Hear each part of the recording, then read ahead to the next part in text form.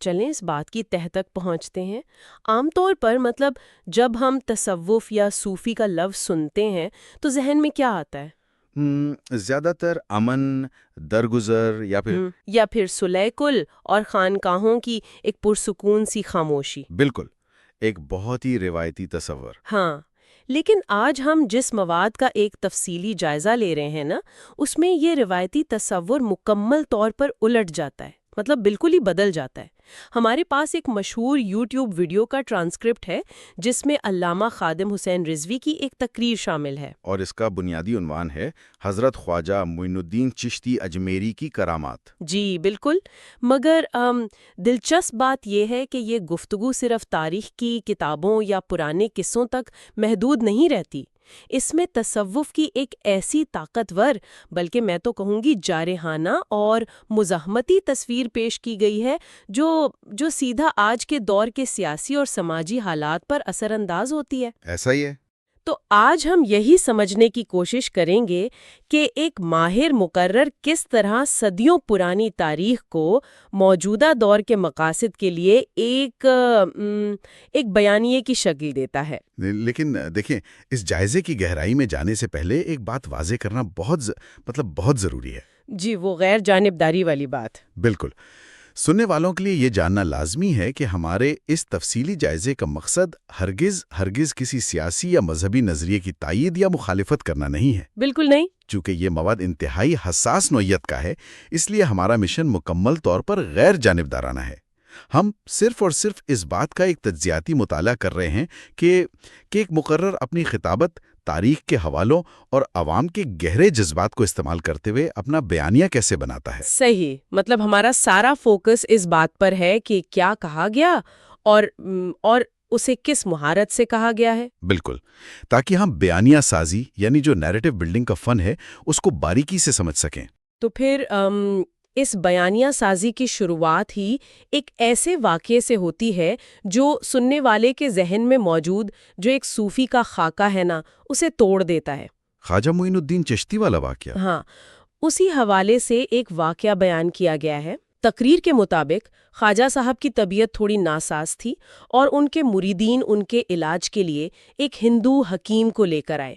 اب یہاں سے مکالمہ ایک عام علاج معالجے کے بجائے ایک گہری ایک نفسیاتی اور نظریاتی بحث میں بدل جاتا ہے۔ اور وہ بحث بہت دلچسپ ہے۔ جی، خواجہ صاحب اس حکیم سے سیدھا سوال کرتے ہیں کہ اسے حکمت کی یہ جو غیر معمولی طاقت ملی ہے، یہ کہاں سے ملی؟ اور اس سوال کا جواب اور پھر اس پر خواجہ صاحب کا جوابی وار، اگر ہم اس خطابت کے لحاظ سے دیکھیں تو یہ ایک ماسٹر سٹروک ہے۔ وہ کیسے؟ دیکھیں، حکیم جواب دیتا ہے کہ اس نے ساری زندگی اپنے نفس کی مخالفت کی ہے، یعنی جو اس کے دل نے چاہا اس نے جان بوجھ کر اس کے بالکل الٹ کیا۔ اس پر خواجہ صاحب اس کی اپنی منطق کو اسی کے خلاف استعمال کرتے ہیں۔ اچھا، وہ پوچھتے ہیں کہ اچھا تو تمہارا نفس کلمہ پڑھنے اور مسلمان ہونے کے بارے میں کیا کہتا ہے؟ تو ظاہری بات ہے، حکیم اعتراف کرتا ہے کہ اس کا نفس اسے کلمہ پڑھنے سے روکتا ہے۔ تو پھر خواجہ صاحب اسے وہیں پکڑ لیتے ہیں۔ بالکل، وہ فرماتے ہیں کہ چونکہ تم نے ساری زندگی اپنے نفس کی مخالفت کی ہے تو پھر یہاں بھی اس کی مخالفت کرو اور کلمہ پڑھ لو۔ کمال کی دلیل ہے۔ جی، اور یہ واقعہ سنا کر مقرر ثابت کیا کرنا چاہتا ہے؟ وہ یہ بتانا چاہتا ہے کہ اصل صوفی وہ نہیں جو صرف خاموشی سے ایک کونے میں بیٹھا رہے، بلکہ وہ ہے جو اپنے نظریے اور عقل پر اس قدر حاوی ہو کہ مخالف کو اسی کے اختیار اور اسی کی دلیل سے شکست دے دے۔ یعنی یہ تصوف کو ایک ذہنی اور نظریاتی بالادستی کے طور پہ پیش کرنے کی کوشش کی جا رہی ہے۔ 100%۔ یہ تو چلے ہو گئی ذہنی بالادستی، لیکن بات یہاں رکتی نہیں ہے۔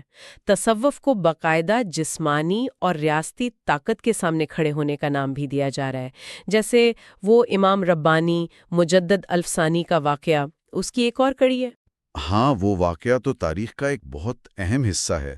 بالکل، ہم جانتے ہیں کہ امام ربانی برصغیر کی تاریخ میں ایک بہت بڑا نام ہے، جنہوں نے مغل دور میں حکومتی پالیسیوں کے خلاف آواز اٹھائی تھی۔ اب تقریر میں اس واقعے کو ایک خاص ڈرامائی انداز میں پیش کیا گیا ہے۔ بتایا گیا ہے کہ جب مغل بادشاہ جہانگیر کے دربار میں امام ربانی کو لایا گیا تو انہوں نے بادشاہ کے سامنے سر جھکانے سے صاف انکار کر دیا۔ اب انکار تو ایک تاریخی حقیقت ہے، لیکن یہاں حیرت انگیز بات یہ ہے کہ مقرر اس میں جو تفصیل شامل کرتے ہیں وہ پورے بیانیے کو ایک نیا ہی رنگ دے دیتی ہے۔ وہ پہلوانوں والی بات، میں واقعی وہ سن کر سوچ رہی تھی کہ اس کا مقصد کیا ہے۔ جی، وہ 40 پہلوانوں والی بات مقرر بڑی تفصیل سے بتاتے ہیں کہ جہانگیر نے اپنا روب قائم کرنے کے لیے 40 طاقتور پہلوان بلوائے تاکہ وہ زبردستی اس مرد فقیر کی گردن بادشاہ کے سامنے جھکا سکیں، لیکن وہ جھکا نہیں پائے۔ بالکل، ریاست کی پوری طاقت، فوج، پولیس اور پہلوانوں کا زور مل کر بھی اس ایک صوفی کی گردن کو 1 انچ بھی نہ جھکا سکا۔ اب اگر ہم اسے خطابت کے نقطہ نظر سے دیکھیں تو یہ 40 پہلوانوں کا ذکر دراصل ایک استعارہ ہے، ایک میٹافر ہے۔ جی، یہ ریاستی جبر کو ظاہر کرتا ہے۔ اس واقعے کے ذریعے مقرر اپنے حاضرین کے ذہن میں یہ بات بٹھا رہے ہیں کہ تصوف کا مطلب ہرگز یہ نہیں کہ آپ حکمرانوں کی ہاں میں ہاں ملائیں، بلکہ وقت کے سب سے بڑے اور طاقتور حکمران کی آنکھوں میں آنکھیں ڈال کر کھڑے ہو جانا ہی اصل تصوف ہے۔ رکیے، یہ زاویہ واقعی حیران کن ہے، کیونکہ عموماً صوفی کو تو درگزر کرنے والا اور نرمی کا پیکر سمجھا جاتا ہے، لیکن اس تقریر میں سب سے بڑا دعویٰ تو اس وقت سامنے آتا ہے جب تلوار اٹھانے کو کامل تصوف قرار دیا جاتا ہے۔ وہ کشف المحجوب والا حوالہ۔ بالکل، مقرر نے باقاعدہ کشف المحجوب کا حوالہ دیا ہے، اور سننے والوں کی معلومات کے لیے میں بتاتی چلوں کہ داتا گنج بخش رحمۃ اللہ علیہ کی یہ جو کتاب ہے، اسے برصغیر میں تصوف کی ایک انتہائی مستند اور بنیادی کتاب مانا جاتا ہے۔ بے شک۔ اب مقرر اس کتاب کا حوالہ دے کر دعویٰ کرتے ہیں کہ اگر کوئی کامل صوفی دیکھنا چاہتا ہے نا، تو وہ خلیفہ اول حضرت ابو بکر صدیق رضی اللہ تعالی عنہ کو دیکھے۔ اب یہ زاویہ عام سوچ سے بالکل ہی ہٹ کر ہے۔ اور اس زاویے کے پیچھے جو دلیل دی گئی ہے نا، دراصل وہی مقرر کی پوری تقریر کی بنیاد ہے۔ وہ دلیل یہ ہے کہ جب رسول اللہ صلی اللہ علیہ وآلہ وسلم کے وصال کے بعد کچھ قبائل نے زکوٰۃ دینے سے انکار کر دیا تھا تو صورتحال بہت زیادہ کشیدہ تھی۔ ہاں، اسلامی ریاست کے لیے وہ ایک بہت نازک وقت تھا۔ بالکل، یہاں تک کہ حضرت عمر رضی اللہ تعالیٰ عنہ جو ویسے اپنی سختی کے لیے مشہور تھے، انہوں نے بھی وقتی طور پر نرمی کا مشورہ دیا، لیکن حضرت ابو بکر صدیق رضی اللہ تعالیٰ عنہ جنہیں مقرر کامل صوفی کہہ رہے ہیں، انہوں نے وہاں کوئی نرمی نہیں دکھائی۔ انہوں نے تو جنگ کا اعلان کر دیا تھا۔ جی، انہوں نے واضح طور پر کہا کہ جو کوئی بھی دین کے بنیادی احکامات سے پھرے گا، اس کے خلاف تلوار اٹھائی جائے گی۔ اب یہاں اس واقعے کا جو انتخاب ہے وہ بے حد شعوری ہے، بہت کیلکولیٹڈ ہے۔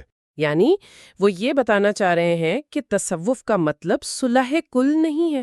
بالکل، مقرر تصوف کو صلح کل کے اس خانے سے نکال کر سیدھا دین کے دفاع اور اوقات ضرورت طاقت کے استعمال کے ساتھ جوڑ رہے ہیں۔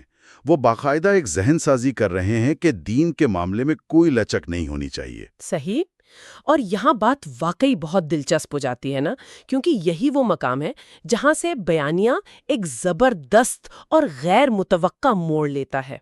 یہیں سے ماضی کی تاریخ سیدھی آج کے دور سے آ کر جڑتی ہے۔ وہ ممتاز قادری والا حصہ؟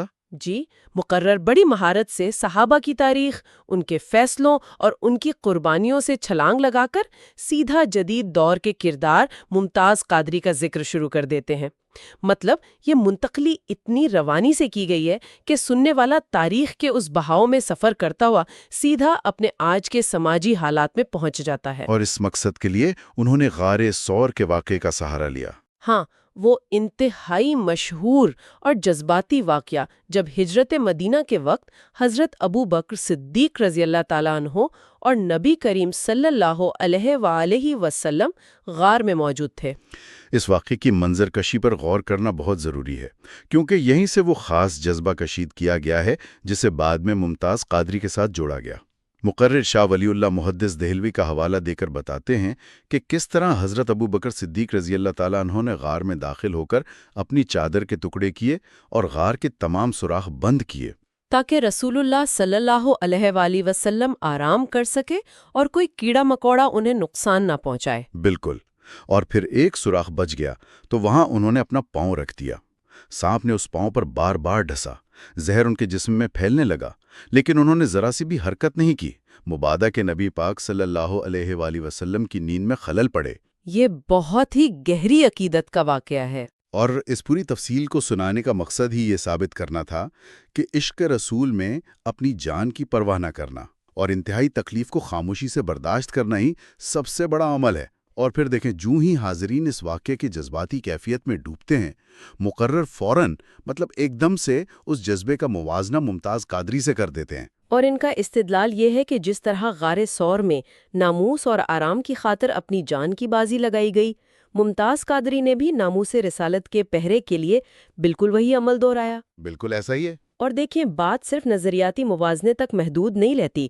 تقریر میں ممتاز قادری کی جیل کی زندگی کے کچھ انتہائی ذاتی قسم کے اور حیرت انگیز واقعات شیئر کیے گئے ہیں، جو اس جدید کردار کے گرد ایک پورا روحانی حالہ، ایک اورا بنا دیتے ہیں۔ جیسے اڈیالہ جیل میں سونے کے انداز کا واقعہ۔ ہاں، مقرر اپنا ذاتی تجربہ بیان کرتے ہیں کہ جب وہ خود جیل میں تھے اور انہیں نیند نہیں آ رہی تھی تو انہیں اچانک خیال آیا کہ ان کی ٹانگوں کا رخ ٹھیک نہیں ہے، اور جیسے ہی انہوں نے اپنا رخ بدلا انہیں فوراً سکون کی نیند آ گئی۔ اور پھر وہ اس رہنمائی کو ممتاز قادری کی روحانی موجودگی سے منسوب کرتے ہیں۔ جی، اور